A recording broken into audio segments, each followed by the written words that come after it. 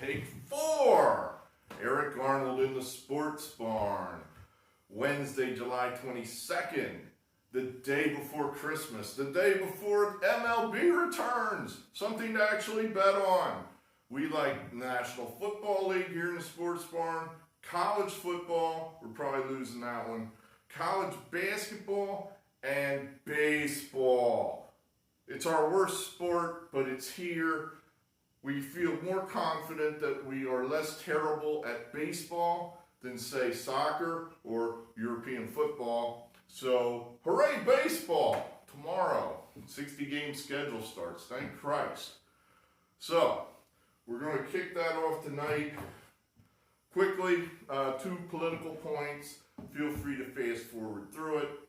I am a history major, have a degree from Ohio State in history. I noticed that the feds are sending troops or agents, officers, whatever you will, to a variety of cities where the protesting and rioting is going on.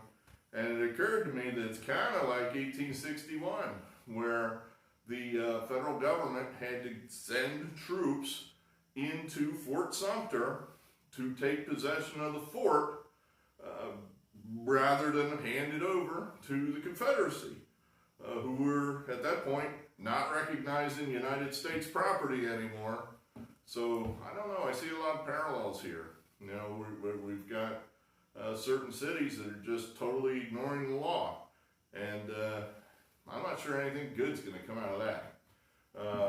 I said in a video a long time ago, the original George Floyd video, I would too outraged by the police's behavior in the George Floyd case, not surprised by it. I've been critical of the police for a long time in that I believe they're way too lax on who gets hurt, maimed, killed when they arrest people. I think it's often colorless, if you will. They're just as likely to kill a white person as they are a black person, I think.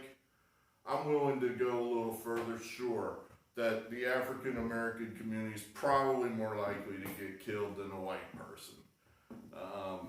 Now, you know, I offered a number of solutions. One, I thought, if you seriously want better policing, it's a dangerous job. Pay them more because they're afraid of getting killed, and that's one of the reasons why they always shoot first and ask questions later. Well, of course, we're doing the complete opposite of that. Defund the police. That doesn't make any sense at all. I know I'm not in favor of that in any way, shape, or form. Defund the police. I don't want half a police force out there or no police force. I think that's ridiculous. So, you know, and I predicted it. Go back and watch the tapes. I predicted, of course, this is going to go too far, way too fast. They always do, because, you know, at a certain point, then it's not about better policing, is it? Then it's just about anarchy or Marxism. So there you have that. We don't favor defunding the police in any way, shape, or form here in the Sports Barn. So that's that. Let's talk sports. Sports. We open up with the New York Yankees at the National League, Washington Nationals, the World Series champion, Washington Nationals.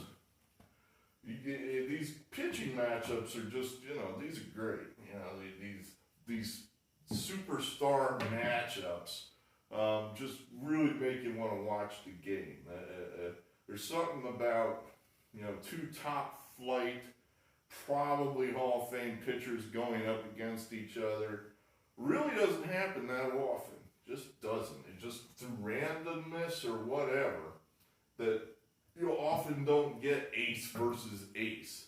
Well, we're getting it here. And you're getting Garrett Cole, probably the best pitcher for the last 2 years, coming off a huge free agent contract, formerly of the Astros, up against Scherzer. Now, if you remember, you know, Scherzer, of course, he's, you know, Scherzer. He had the, 2,600 strikeouts, has a ring on his finger now. always a dependable ace, been an ace for 10 years, almost a certain Hall of Famer. Now, if you remember Cole, last time we saw Cole, he was sitting in the Houston Astros bullpen, Game 7 against the Nationals in Houston, and he's sitting there in the bullpen waiting to come in and close the door because he's going to be used in relief on 1 or 2 days rest. And he's ready. Best pitcher in the world. And he's ready. And A.J. Hinch is going, oh man, I don't know. Should I bring him in now? I don't know if I want to bring him in the middle of an inning. I don't know. Meanwhile, Howie Kendrick is bouncing the ball off the foul pole. Now they're behind. A.J. Hinch is going, I don't know, now we're behind. I don't know, what do I do? He never did pitch, of course. Never did pitch. Astros lose Game 7. Nationals, World Series champions. And you know, the Garrett Cole has been sitting all off season saying, damn it, we should have won. We would have won if they had just let me pitch.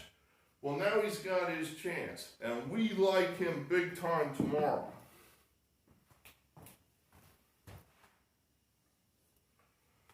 Right now, I think the Heritage Sportbook offshore has him at minus 130. That number I expect would probably go up. So we're going to lock it in at 130. I just think that Cole is better than Scherzer at this point in time. He's pitched better over the last 2 years. He's younger. You know, Scherzer's 36. He's going to be 36 next week. Cole's going to be 30 in a week or two. So 6 years younger. I think there's just more there. There's more in the tank. The dude's hungry. He just won. These guys are, yeah, we won. Oh my goodness. You know, they're not paying attention. They're not out for blood. So I kind of think that, plus the Yankees are probably just a better team than the Nationals. They won more games, significantly more, I think 7, 8, 9 more games last year than the Nationals. So we like the Yankees. We think they're a better team. We think they got a better starter. We are going to play it as if there is a home field advantage. I don't know it's as pronounced as it would be with fans, but I do believe there is still going to be a home field advantage of some type. That said, we're still taking the Yankees at minus 130. I think this game could go. I think the Yankees could be 150, 155 easily. So I think you're getting value here with the Yankees at this price. And that's what we're looking for. Always looking for that value. So they're the Yankees. Now, nightcap. Tough game. The Dodgers are historically an absolutely fantastic home team.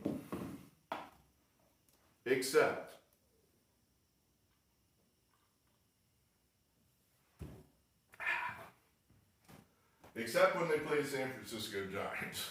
That seems to be their kryptonite, a team they have trouble with. And Kershaw is no exception to that. He also just an absolute money guy. Return on investment on Kershaw, very good, positive, but he struggles with the Giants, particularly at home.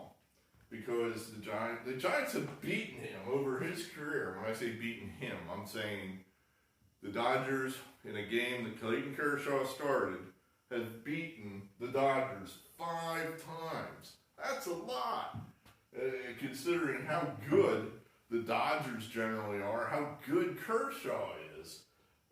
And they've beaten him in Chavez Ravine 5 times. So, we normally would probably be looking at Kershaw here, even with the heavy price. I